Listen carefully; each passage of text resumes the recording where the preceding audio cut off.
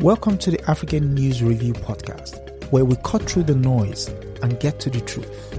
I am your host, Adesoji Iginla, and each week we are here to challenge the biases, prejudices, and misinformation in the Western press about Africa. Using historical context and contemporary insights, we set the record straight and reclaim the narrative. Tune in every Sunday at 12 p.m. Eastern as we uncover the real stories and reshape the conversations about Africa. This is the African News Review podcast, reclaiming Africa's narrative, one story at a time. Scramble of Africa ever ended. UAE is centering themselves in a way that the Arabs had centered themselves in terms of the Arab slave trade, and that many have forgotten to talk about as we focus on the quote-unquote Atlantic slave trade. And so I think that the Emirati are doing what their ancestors did. And the question is, what are we going to do as Africans? Because all of these other countries, all of these other people are basically looking out for their own best interest. And quite frankly, to hell with Africa. Okay, yes, greetings again, and welcome to African News Review. I am your host as usual, Adesoji Iginla, and this is our regular meetup where we talk about the news regarding Africa in the Western press. It would be remiss of me if I don't introduce my brilliant guests, whom I consider my go-to people when it comes to issues on Africa. And so I'll start with the lady. So Aya Fubara Eneli Esquire, author, Your Self-Love Revolution, host Rethinking Freedom, co-host Women and Resistance, and also guest on African News Review. Welcome, sister. Thank you very much. Greetings.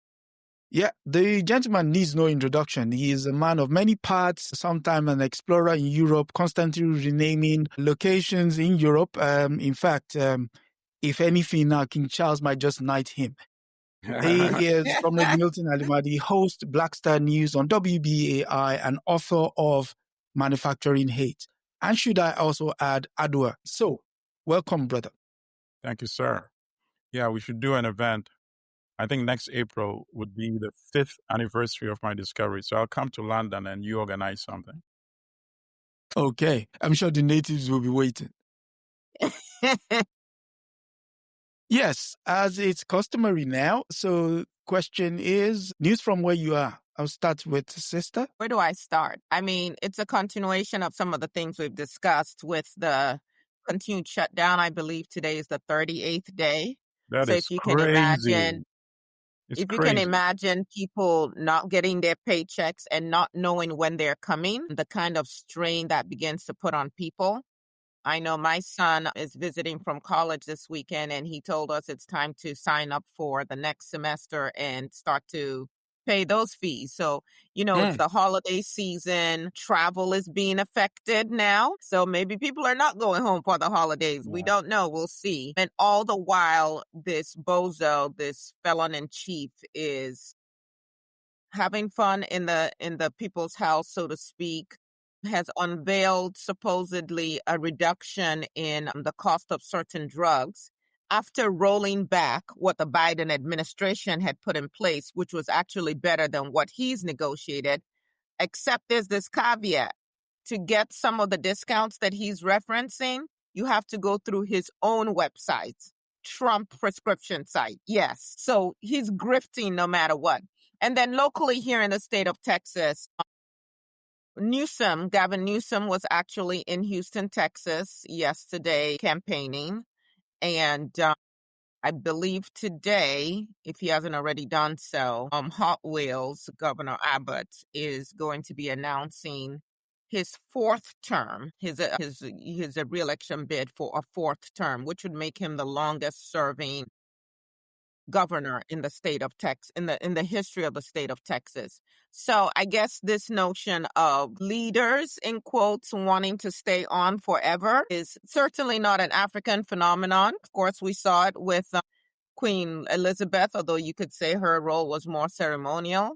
And we can see it with the felon in chief, who is also incidentally trying to get his Department of Justice, it's his, not the country's, his Department of Justice to erase his 34 felonies while we're at it.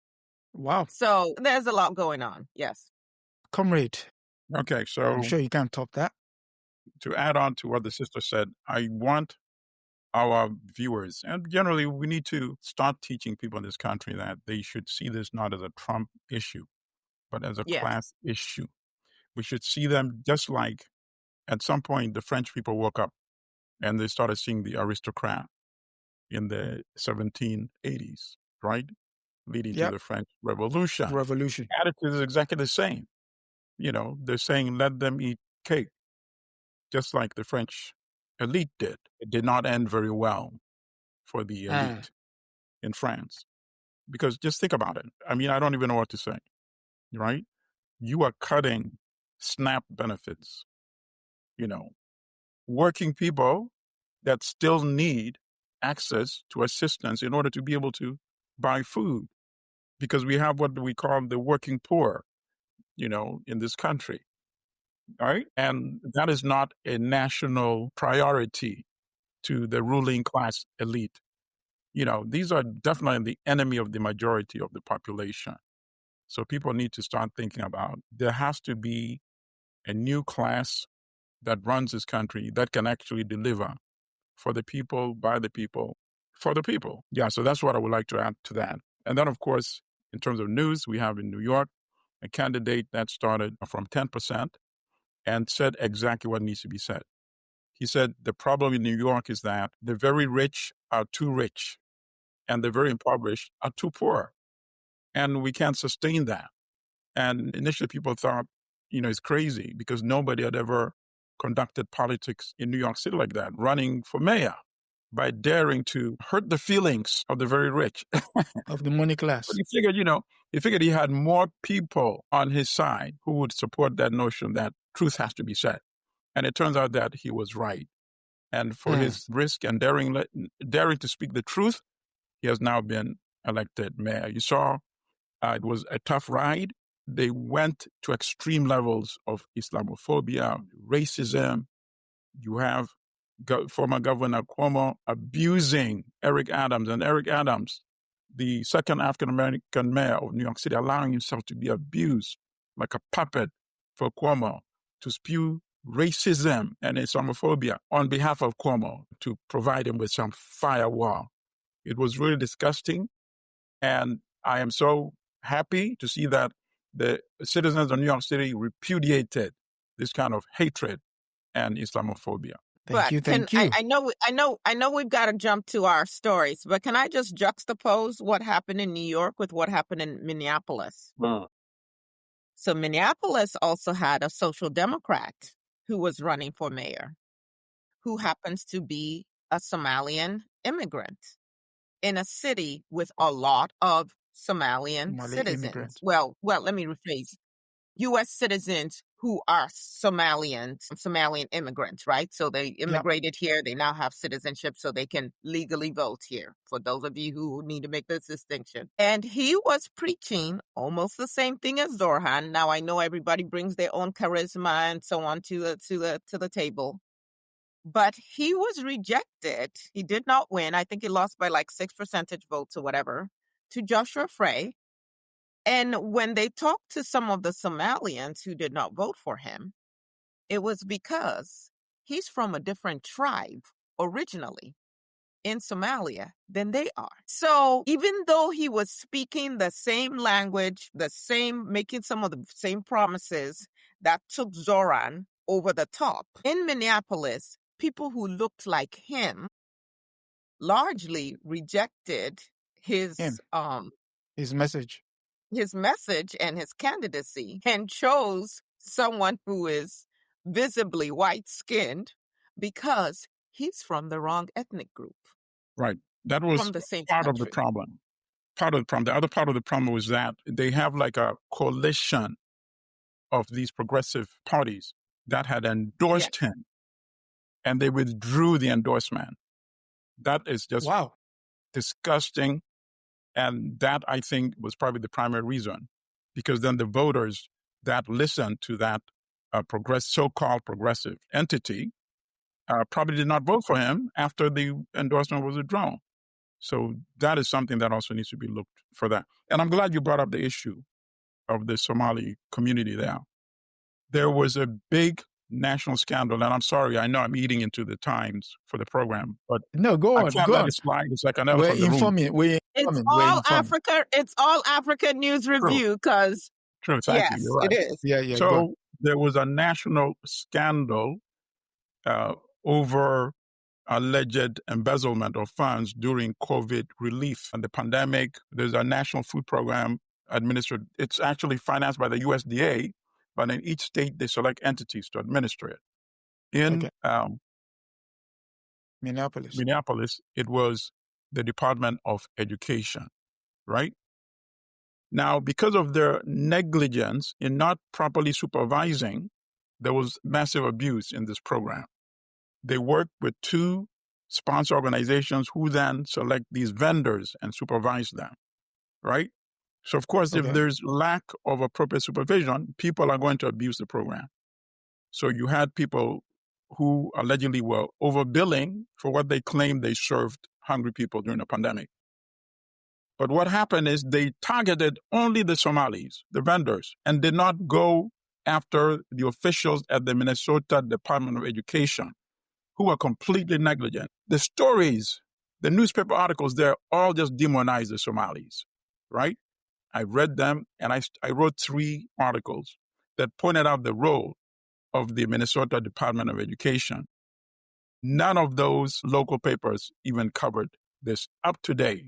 And as a result, many of them have been sentenced to long. In fact, some of them have been sentenced as if they had killed some people. Sentences that would not be meted to European Americans. So I'm going to go back when I have time on that story. And then I found out the Minnesota Department of Education actually had a conflict of interest because they also retain a percentage of the money from the federal government just to operate that program. So they did not, so supervising was not a priority, right? Because it might have cut down on the funds they're getting for the federal government. Nobody has reported this up to date. Think about that, because all of them are happy. Oh, we got the Somalis. Let them be the fall guy. Disgusting. And in fact, the candidate, that you just mentioned, right? I tried to get in touch with him to have him maybe amplify this story as well, but I never heard from him. The truth must be said. Okay. So, just when you think it can't get any darker. In the UK, the US, a former British soldier who was accused of raping and killing Miss Wajuru in Kenya in 2012, was arraigned, had an extradition hearing this week at Westminster Magistrate Court. His name was also issued. He goes by the name Robert James Perkis. And because an extradition warrant has come for his arrest and possible extradition, so he's currently contesting that extradition in the UK. But he's been remanded in custody until later in November, when the case will then come up again and obviously judgment. So that said, where do we even begin? Let's go to New York. New York. So it's no longer news. It's the fact that Uganda, the news comes from The Guardian, and it's that Uganda reacts with joy after Kampala-born Mamdani's victory during a trying time for democracy in East Africa. The headline reads, Uganda view Mamdani's NYC win as a beacon of hope amid democratic struggle. Just a part, Uganda reacted with joy and hope to the news that Kampala-born Zohran Mamdani has been elected mayor of New York City amid a stormy democratic and rights environment in East Africa. Mamdani, who was born in Uganda, 34 years ago, to a family of Indian origin, on Tuesday defeated former Governor Andrew Cuomo and Republican Curtis Silva to become the city's first Muslim mayor and the first of South Asian heritage. So I suppose the question would be, what would be your take? How do we view this electric victory in light of what is currently going on in East Africa, specifically Tanzania, and looking forward the election coming up in Uganda. Brother Milton? Okay. All right. So it's so ironic that so you have a Ugandan-born candidate who wins in a city where nobody is being assaulted when they go to vote. I went and I voted, and I tweeted actually after I voted, and I tagged Museveni, the military dictator, and his son, who's the commander of the army, General Muhoozi. And I said, look at me, I just voted, and nobody assaulted me. And I did not see any dead bodies on my way to the polling station either. That's So right. the only thing I can say, which is good, is that as a result of this election, as a result of this type of coverage, there's obviously going to be more scrutiny on the election. And there would have been less scrutiny on the election in Uganda in January had it not been for this kind of historical election event in New York City. And the kind of coverage is going to be generating in the next several weeks leading to that election. Will it make a significant difference to this dictator? I doubt it. I think he will still try to rig the election and see what he can get away with it. Now, will the young people be so emboldened that they won't just go home after a few days and persist in the type of resistance that we've seen in some African countries, including Madagascar, where the youth were out on the streets for 17 days, and on the 18th day, there was the intervention. That's the only unresolved question in Uganda.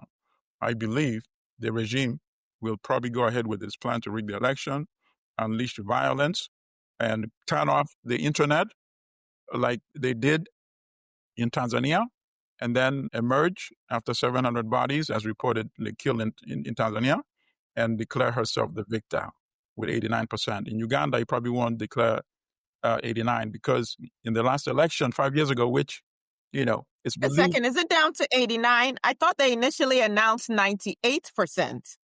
I think that was probably was it? Wait, I thought it was 89. Okay. No, it was in the 90s. It was in the 90s. So they're looking for that 2% who didn't vote for her. So in Uganda, after he stole it 5 years ago, I think he awarded Bobby Wine, Robert Kyagulanyi, aka Bobby Wine, of the National Unity Platform, awarded him 35%. So this time, they might give him 40 or even 41%, something like that. But I still believe he will award himself the majority of the vote so he can continue as dictator.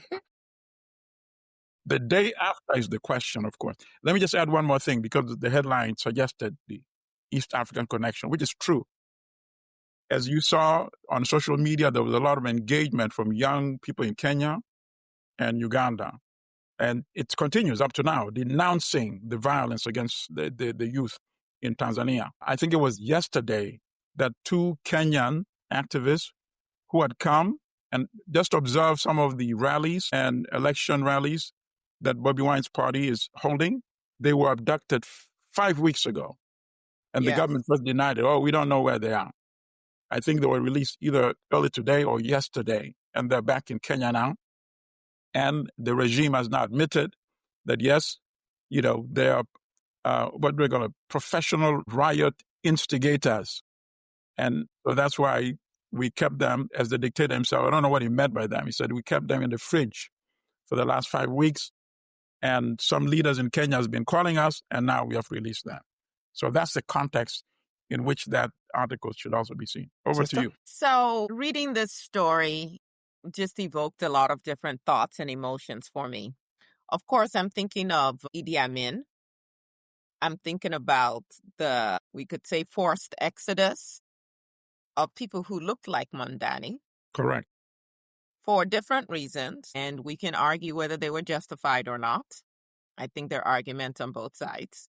And I am not the felon in chief trying to play both sides, but truly. And so it's interesting to me and heartening that perhaps we can get to a place where, as Sylvia Winter would say, we are redefining humanity, and we are just looking at what our needs are and who is prepared to do that work and leverage the levers of power to help the most number of people. So I can see why his election, and Africans, for the most part, we've been so derided, and usually the news about us is very negative. I can see why there would be that pride in, oh, wait a second, he was born in Kampala, he's one of us, and now look at what he's doing. I can also see how that can energize the youth who are like, wait a second, he's 34 years old and also has a musical background like Bobby Wine. And look at the election he was able to run and the fact that it was free and fair enough for him to win, right?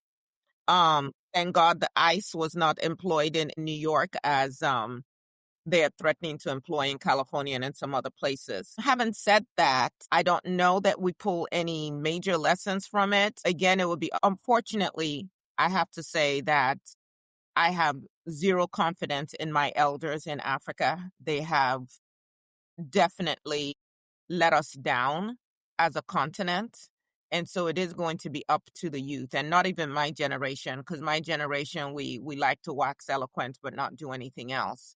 And if the extent that Mamdani's win is a topic of conversation that causes people to really start to agitate and to fight for something different, as opposed to this is the status quo, we can't make any changes, or the challenges are too insurmountable because they saw what Zohran was able to, or they have a sense of what Zohran was able to overcome.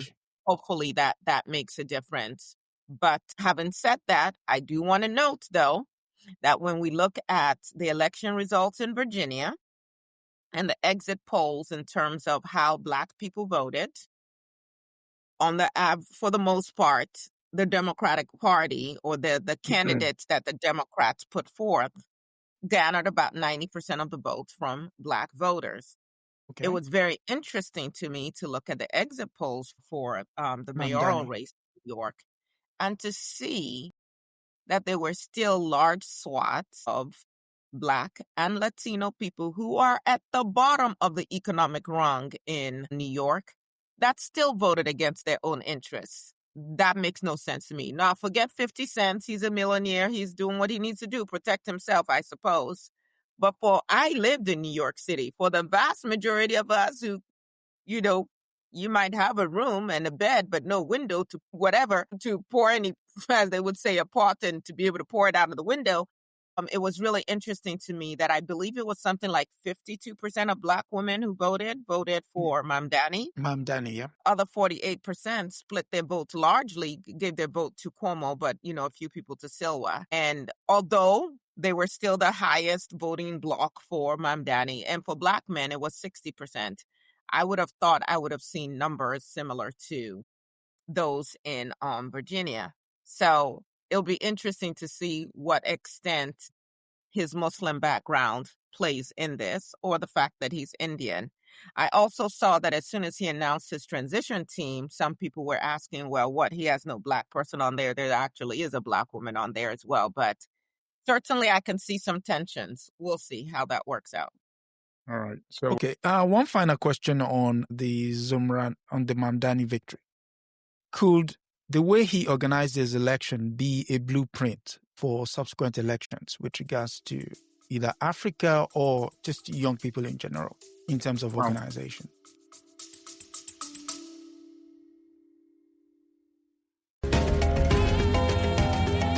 Just taking a quick break here on the African News Review podcast, but don't go anywhere.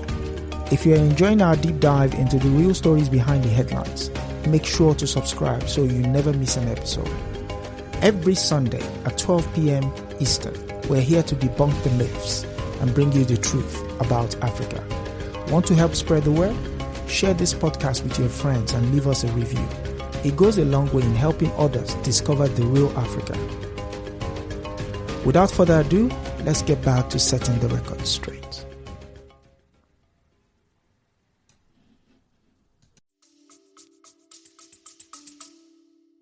Well, before I get to that, there's some interesting points that the sister raised in terms of, things. If this was like 10 years ago, nobody would be able to believe this, or maybe 15. Idi Amin is now in Uganda more popular than Yoweri Museveni. And nobody would believe that. But you do a survey. If you do an informal survey, people will tell you that Idi Amin is less resented, maybe I should put it that way, than Yoweri Museveni, although that's not spoken about. And the interesting thing is that, so this is Zohran Mamdani's father's book, Slow Poison, which just came out. And that's Idi Amin, of course, on the cover. And he speaks about the expulsion of the Indians from Uganda. And he acknowledged the historical role in which the British had inserted the Indians to be sort of like a buffer between them and Africans. The Africans. And then left the problems for the post-colonial governments to handle in Uganda. And he said, yes. He said, but there was a distinction. There was the Indian elite that were very wealthy, and those were the elitist ones that took advantage of Ugandans. And then you had the working class, but they all became Indians, you see, because nobody has time to distinguish that kind of nuances, right? And then in terms of Amin was saying, because they don't even intermarry with Africans. And Mamdani said there's actually a different type of explanation. Most of them had arranged marriages, you see. So, they even within them, the caste system, he said, in secondary school, all had, arranged by their parents types of marriages. But that is not to say that that kind of practice did not reinforce exactly what Amin was also denouncing. So, and I just read the chapter actually yesterday. So I found, he addressed some of the issues that you raised. And yes, indeed, they owned all the businesses. And that's why initially, because before the economic downturn, of course, when Amin took that action, it was a popular action. And then he blames also the political leadership of the Asians, Indian community at that time. When Amin started, they didn't take Amin seriously. They thought he was just threatening. So they did not engage him seriously. The British either, because they thought Amin was just, shouting. Because Amin was their project. And he says, the British thought they knew Amin better because they had helped Amin overthrow his predecessor, Milton Obote. It was Israel and the United Kingdom. They had actually recruited Idi Amin. If you go, and Ngugi wa Thiong'o writes about this a little bit. They had recruited and groomed Idi Amin. Right. In fact, there was, he said, in his book, he said the British wanted Obote to have Obote killed as he was coming back to the country from a conference. It was the Israelis who said, no, that might create too much chaos. So have him overthrown while he's out of the country. So, sorry to divert and take a lot of time away from. No. I mean, that's part of why we're here, give history, give news, I think it's a great conversation because we start in New York, but you see all of these, and we could have continued to weave the web and show all the different trails, which is why so many people are concerned, because those trails can also weave back in terms of empowering people and bringing about change globally. Yeah. So from Uganda, we go to Sudan. And the news coming out of the Financial Times is that the Sudanese, so the Financial Times reads, Sudan civil war atrocities cast spotlight on the UAE. Abu Dhabi has repeatedly been accused of arming the RSF paramilitaries behind bloody takeover of El Fasher. The bloody aftermath of the takeover of the city of El Fasher by Sudanese paramilitaries have put a spotlight back on the alleged role of the United Arab Emirates in Sudan, metastasizing civil war.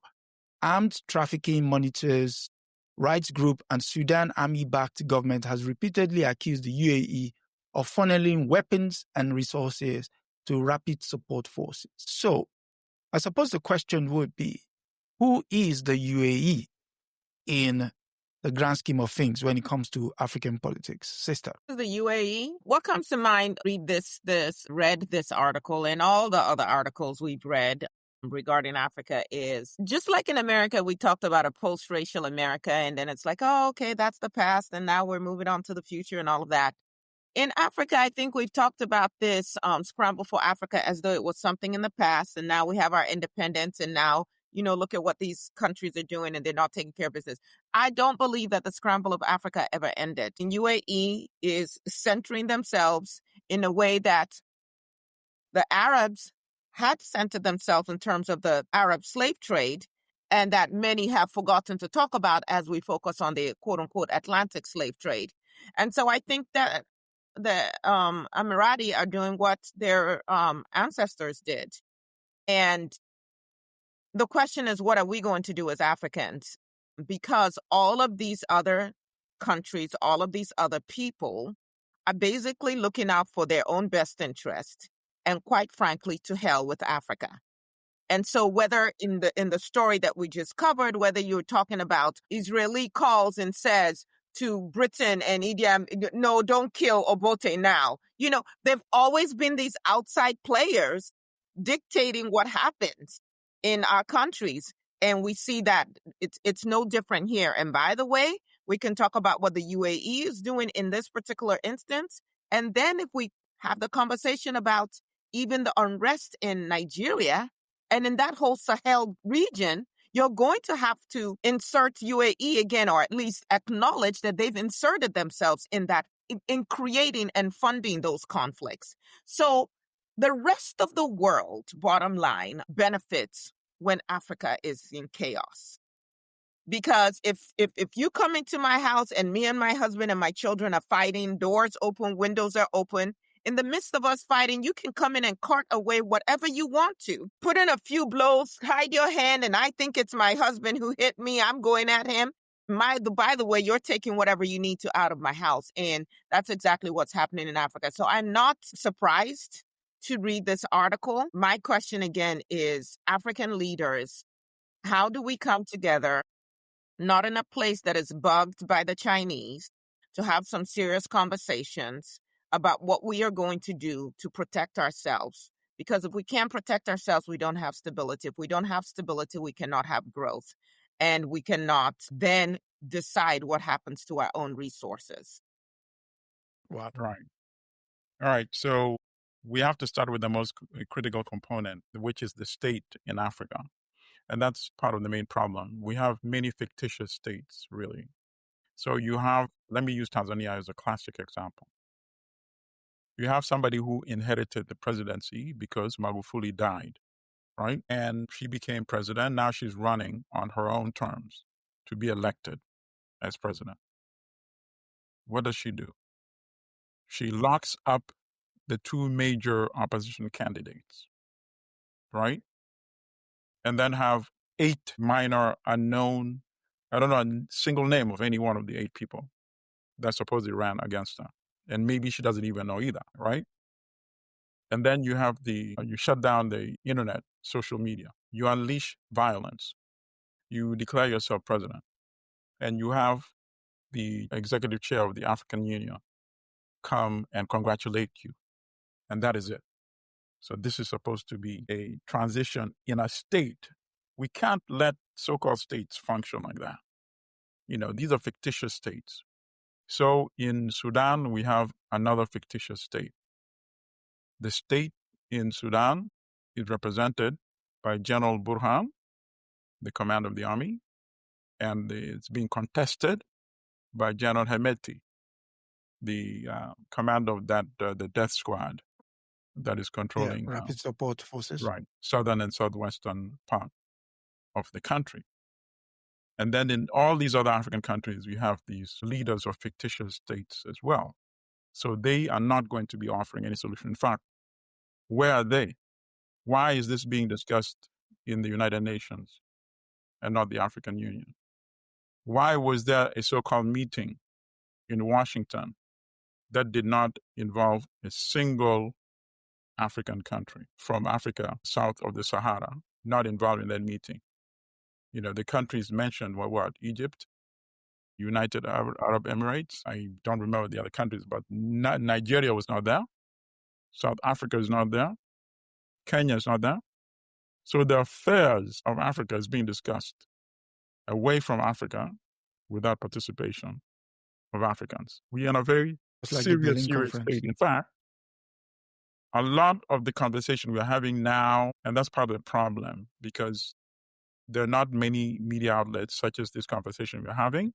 Certainly, the ones with the range, like the major ones with the range, will never have this type of conversation. But I'm afraid that we might be in store for more disasters in other African countries. There's no guarantee that Cameroon could not turn into Sudan very quickly. You see?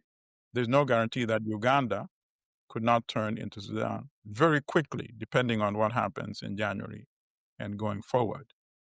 You see? So that's what I'm afraid of, that things could actually get worse in other parts of Africa. But I agree with the sister so much, 100%. We can no longer try to hide the ethnic racist component of this conflict. Yeah, resource-based, yeah, class-based, yeah, military-based, but at the same time, the racist component of the people who were slaughtered in El Fasher are people that look like, we right now engaged in this conversation. And here's the worst part about it. If the same number of Europeans, let's say there was a European establishment in that part of Sudan, where you have European teachers, European engineers, you have a community of Europeans had been slaughtered like that, other African countries would have intervened by now. And that's the truth of the statement. Our own leaders are the enemies because they really don't love Africans either. And they proved it. Remember a few years ago? There's a deep-rooted self-hatred. I want to pose this question just as it occurred to me. So the United States of America helps to decimate the area known as Gaza. And now, although now it's been quiet, we don't know what's going on. There's still killings happening, but the media suddenly isn't covering it in the same way. But supposedly part of this agreement is there's going to be some sense of America helping to administrate Gaza, whatever that's going to look like, right? Okay. And there are certainly people who are welcoming that, including maybe even the Palestinians who have been pummeled for almost 2 years, right? Looking at the situation in Nigeria and in all these other African nations, because initially it was, okay, we can go in and take this territory because no one lives there. When that couldn't fly anymore, particularly with the Catholic Church, it was like, oh, they're heathens. Therefore, technically no one lives there. So we can, and there's a Latin term for it and all of that. But now could it be, well, they've clearly demonstrated that they are incapable of ruling. Absolutely. And so we have to intervene. And then you might actually have people who have been so pummeled with poverty and insecurity who are wholeheartedly opening their arms and welcoming their new oppressors as their saviors.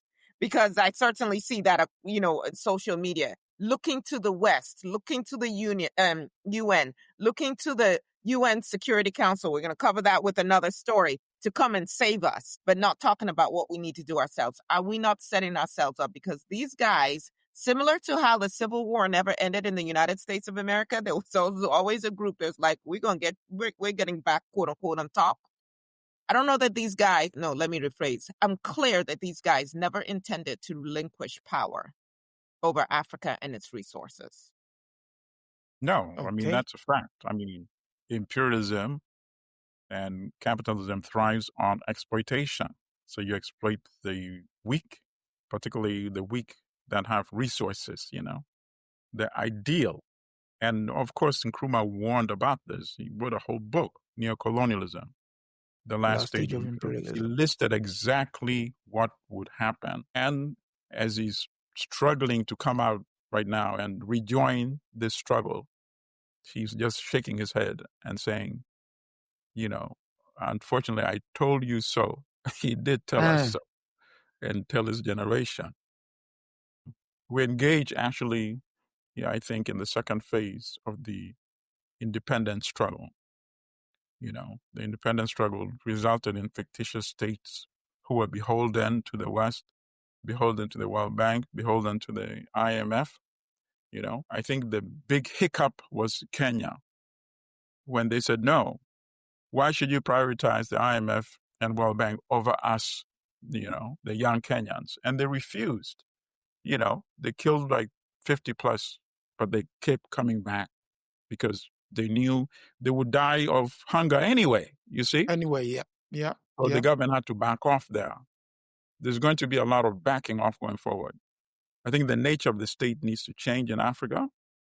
I'm not saying the only way it can change is what we are seeing in these countries that are under a lot of duress too, because they're trying to make the change. Burkina Faso, Niger, and Mali. But it has to change.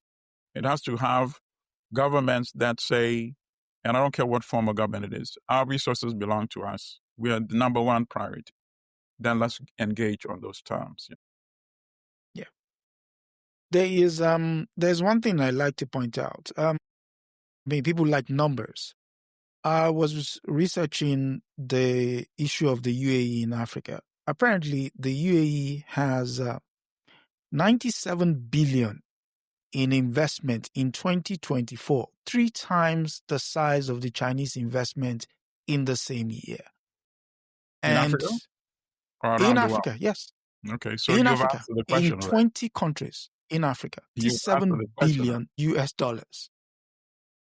Let me add just one that thing. is mind-boggling. You were saying? Here's the danger.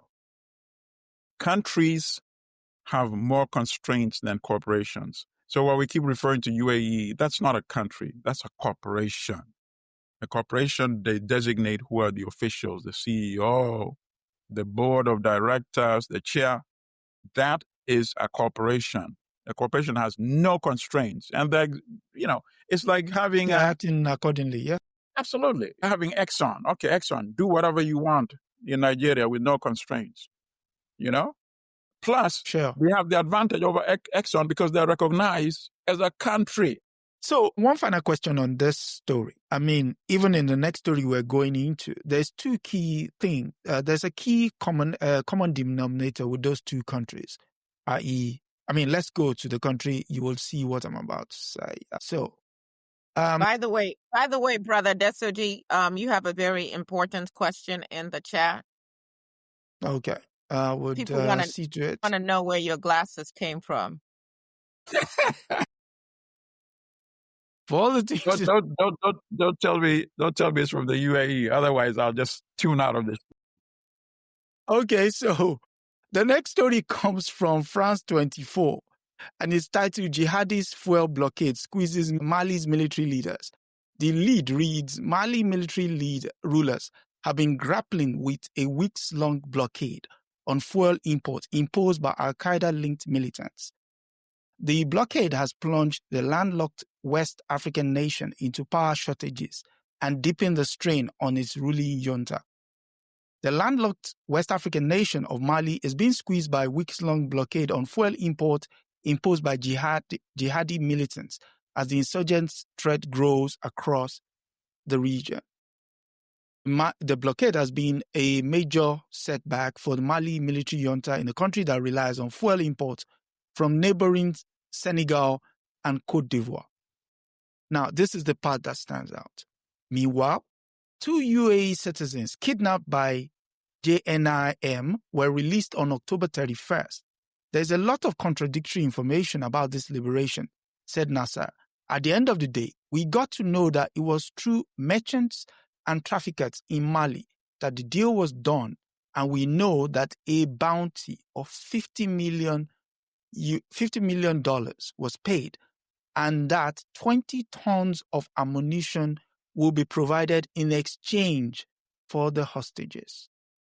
You begin to see the role of the UAE with regards to the African space. When you're giving 50 million, I would love to know who those 2 hostages were. And why should we believe it's 50 been valued at 50 million. Why should we believe it's 50 million? They're doing exactly what it could be less than that. It could be more than that. It's more than that because you need a lot more to do what they're doing in Sudan, and they're going to replicate that model in Mali. So this is what interpretation comes into play. We are translating this article that you just read to our listeners. It's obvious that they plan to duplicate what they're doing in Sudan. And Mali, it's not by coincidence, has a lot of gold.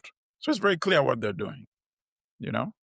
This so-called hostage. I don't buy that at all. That sounds like a convenient narrative to start sending.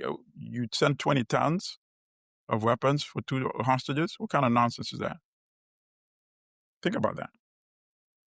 I think the most important thing is that it's very similar to what they're doing in Sudan. That to me is the takeaway from this, what you just read to us. Okay. Sister? I'm just thinking about what sovereignty means to us. Good question. Mali shares borders with other countries. What are the security forces of these other countries also doing as well? How is it, because this is not the only area where these kind of things are happening, how is it that these planes from external sources can come and drop off whatever it is that they want to? And this is the problem with those countries who have voluntarily allowed foreign nations to have bases on their land, which you basically have no control over. We really need to rethink our whole security situation. So for Senegal, for Niger, if they're looking at this and saying, okay, what are we doing on our end? We understand what the deal is to squeeze the current government in Mali to the point where it collapses. Of course, what happens is when people are feeling pain, they may not always pay attention to the source of the pain. They're looking at who's in power at the time. And so again, you destabilize and you create enough chaos that people are now embracing their very oppressors. And we cannot in all of these stories not also address this issue of, if you want to call it, Islamicizing the area. I mean, that is a recurring theme as well. So we can talk about Christian extremists and nationalists in the United States of America. We can definitely talk about extremists in terms of the Taliban in Afghanistan and places like that. But these people are not intent to just hold power where they are. It's how they want to wield it across the world, even when they're saying they're coming to help. And again, it's like, are these leaders having conversations? How is it that even with the 2 tons of ammunition, that we are not saying, wait a second, where are they operating and how do the 2 sides, the 2 countries, our security forces work together to exterminate this threat while it's still small? Listen, I'm a farmer or gardener, whichever one you want to call it. The best time to attack a weed is when it's small, when it's young. You wait until that thing has gotten its tentacles. I mean, there was this one thing, I wasn't sure if it was a weed or a beneficial plant, and so I let it grow. And of course, it grew faster than anything that I'd actually planted in the garden. And by the time I went to get rid of this thing, I'm not exaggerating, I dug 3 feet deep and I still had not gotten to the end of this thing's roots. And so African leaders, what we do now as we talk about Africa is the future, and we have the youngest population and so on and so forth. What will that population be used for? Who is going to control them? Who's going to control our resources? We better be having these conversations. And, you know, my part is to sound the alarm in this way. My part is also to educate as many young people as I can here and on the continent. But we are in very, very dangerous times, and the choices we make now are going to reverberate for another half a millennium. So I posed the question earlier that the preceding story of Sudan and Mali have one thing in common, which is gold. And, you know, if you read the Western press, is the fact that the UAE is almost the center of the gold market for the world. Now, bearing in mind, people are having to lose their lives in light of this, legitimate activity. But how do you source the gold? Which brings me to the question: do we actually pose the question to our viewers, listeners, that surely, like we had the issue of the blood diamonds, it's now time to start asking the question: where did you get your gold from? So, with gold, it's slightly different because, with diamonds, they really manufacture jewelry. So your participation and engagement at the retail level. With gold, even though some of it goes into product, a lot of it is stored as bullion, in reserves, you see? Okay. So our intervention, in terms of withdrawing our participation as consumers is a bit limited when it comes to gold. I think in this case, we have to engage UAE much more aggressively. There needs to be coordinated global, and that's where engagement does come into play. If you are a person that's still going to the UAE as a tourist, you can withdraw that. If you're taking any airline associated with the boycott UAE, them. you can boycott that. So we need to start treating the UAE the way apartheid South Africa was being treated, the way apartheid Rhodesia was being treated. So I think, to me, that would be a much more effective engagement that is directed directly against the UAE. Mali has 800 metric tons of gold and that's valued at more than $100 billion. And that's what the UAE is eyeing. Wow. Talk about the pot of gold. Yes, sir. So, sister, final thoughts? No more thoughts on this one. Okay.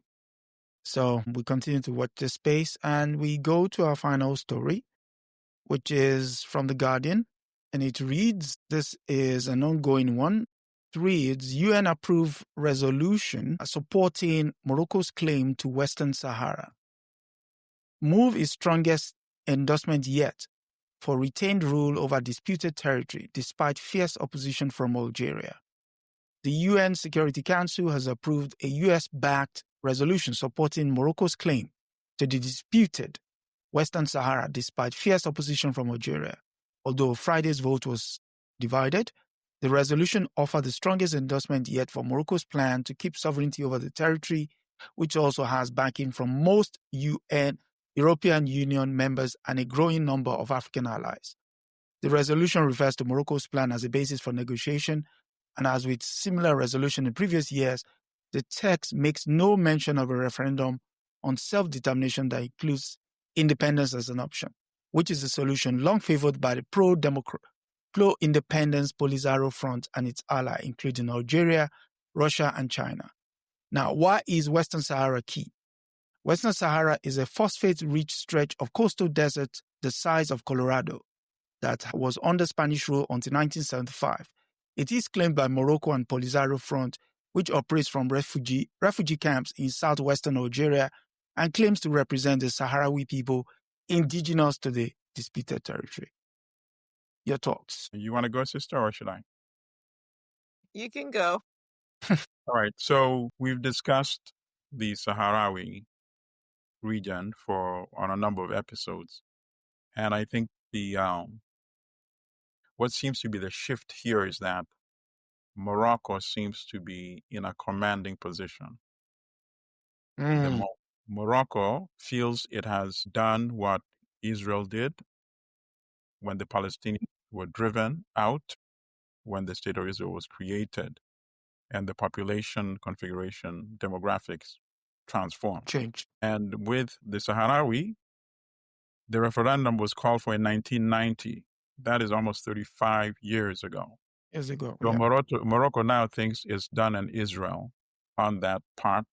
The population has changed so significantly. And the fact that China and Russia did not veto this resolution. Just think about that. And they're supposed to be the ones who support Polisario self-determination. and self-determination. Yeah. And they did not veto this resolution. This does not augur well for self-determination for the people of Sahrawi. But, sometimes these things are not decided on your behalf. So these things are normally decided on the ground anyway.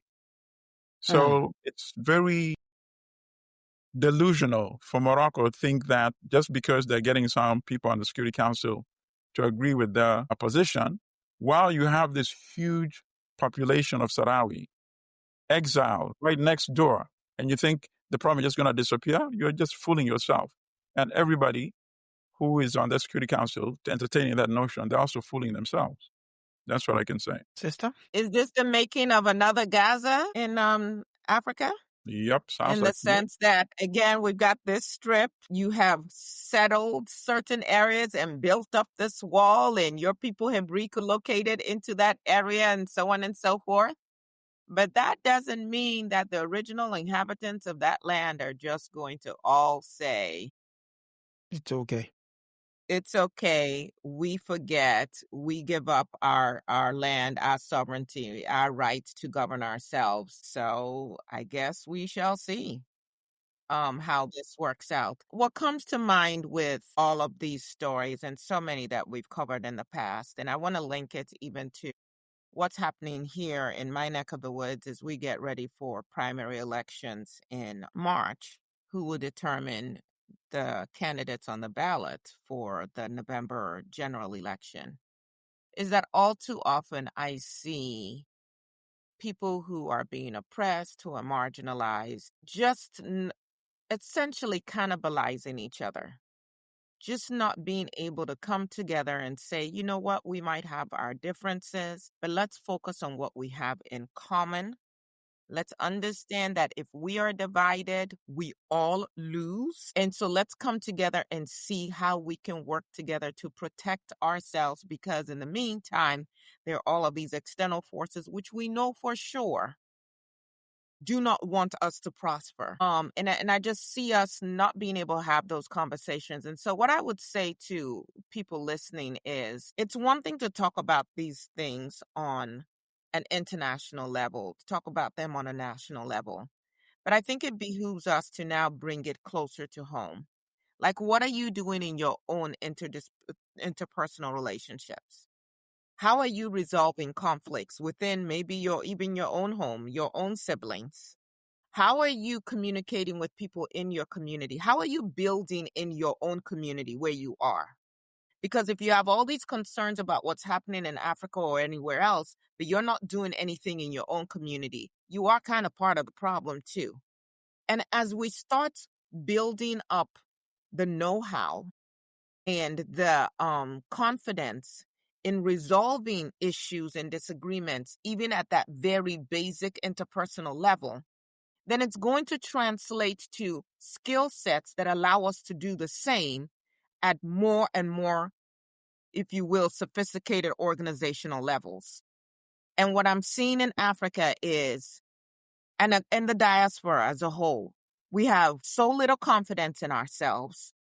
We are so easily divided by others who can just come in and share whatever story. You look at the Black Panther Party and what COINTELPRO did, just planting stories of dissension.